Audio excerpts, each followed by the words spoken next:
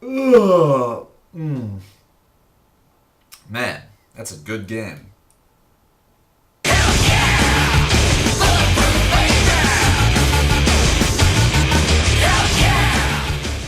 Hey all, this is Fragsteel, and I'm dialing in because I've been playing Dishonored, that action stealth game from Arkane Studios that Bethesda published.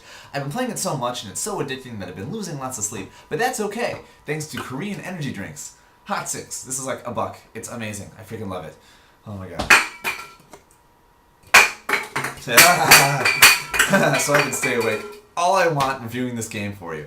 Anyway, Dishonored takes place in the fictional city of Dunwall, which is sort of a Victorian London if all the poor people are Americans. The interior designer was Nikola Tesla, and there's rats freaking everywhere, and also giant robots. They went all out giving you a sense of atmosphere with tons of little things like interactable objects and books you can actually read.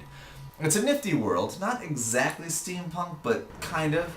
It's sort of like magic, but not really. Despite its occasional science marvel, the plague in the era of the city makes it grim and old-timey and whatever. Magic isn't magic, it's witchcraft. Things aren't powered by miracles, things are powered by whale oil, and what technological miracles there are monopolized by an authoritarian government. But you get the best of these things and how you take out people. You've got a sweet retractable sword to boot as well. If you're clever, you can come up with about 50 bazillion ways to kill anyone you want to. But this week, all the bloodshed that typically comes with an assassination game wasn't going to sit well with me. See, the thing is, I spent the weekend over at Bulkjusa Temple in South Korea. I visited temples and statues, meditated on the mountaintops, joined in an evening chant to the water in the sky, even made a paper lotus. Point is, I'm all pacified now. I'm warm and I'm fuzzy and I'm pissing rainbows and vomiting butterflies. I don't really feel like killing anyone. But luckily enough, this game accommodates that. You can kill all the people you want, but you can also use non-lethal takedowns, including tranquilizing them, choking them, or even avoiding people altogether. Moreover, since there's a plague going around, it does the city well to avoid leaving corpses everywhere. Fewer corpses means fewer rats and fewer zombified plague victims. You also get a happier ending. So if you're the warm, happy, you're all for flowers and kittens and whatever, spare the knife and go instead for the bear. The plot's cool. Now, I know how search engines work, and I know this probably isn't the first video review you're watching for this game, but I'll still gloss over it in case I'm totally wrong about that, or whatever, or you just love the repetition of the whole thing, and you love listening to it again. Okay.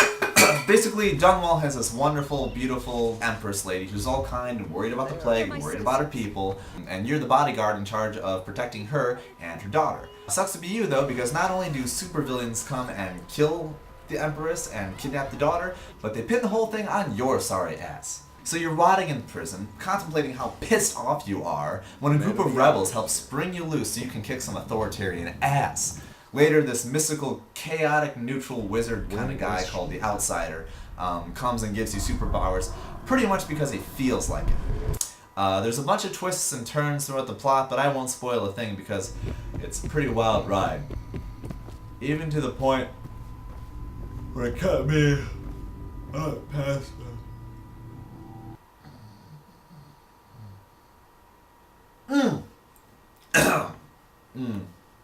Yeah, okay, so I've lost more sleep than is helpful playing this game. But whatever, I can deal. Anyway, gameplay. It feels somewhere between Bioshock and Deus Ex Human Revolution with a bit of Assassin's Creed thrown in, since you can scale buildings and run along rooftops. Stealth is super important, and it's augmented with the same blink spell that lets you leap around rooftops and maneuver like a maniac in bed. And trust me, blinking around is even more fun than it looks. One of my favorite things about this game is that in terms of movement, it never says no to you. You see a rooftop? Climb it. Hiding in the rafters? Do it. Want to jump into the water at the edge of the map? Hope you didn't forget your towel.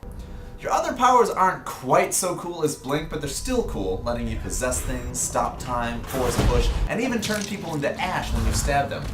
You upgrade your powers by finding runes made of whalebone, and you've got a creepy treasure-hunting, mechanically augmented heart that beats when you're looking in the general direction of one. Give it a good squeeze, and it'll whisper some creepy flavor text to you about the location you're currently in. Tonight, the nobles try to conceal their indiscretions behind masks and costumes. God, I kind of want that in real life. Combat! warrants some discussion. You see, if you're going for the straightforward kill 'em all approach, you've got lots of nifty tricks at your disposal. You can chop, slash, deflect, land on their heads, shoot them, razor them, crossbow them, blow them up, and combine all of these to do all kinds of amoral acts of sadism. But as I said, I'm feeling all peaceful and meditating and whatever, so I took a more stealthy approach to the game. And in doing such, my options were a little more limited.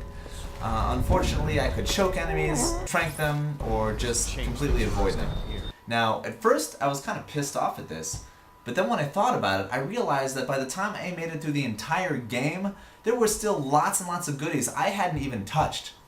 Can you say replayability? Well, he can't. Or him. Or him. Or him.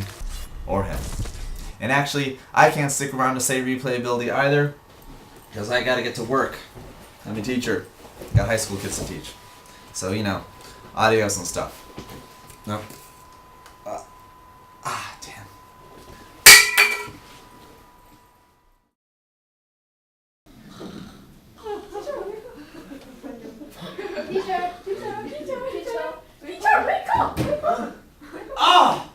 That game! Alright, screw this game and it's keeping me up late. It's fun or whatever, but I'm losing out on sleep and it's messing with my life. Forget unicorns, forget rainbows. I'm out for blood!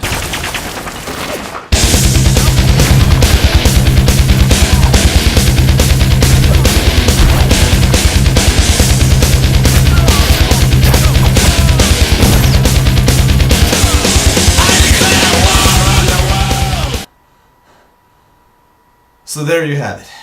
Bloodthirsty or sneaky, Dishonored is a sweet-ass game with a wonderful plot. You can cut through the storyline any way you want. It's an original mix of stealth action and murderous gameplay, and controls are natural and precise, and you're always rewarded for creative thinking. So go forth and kick ass.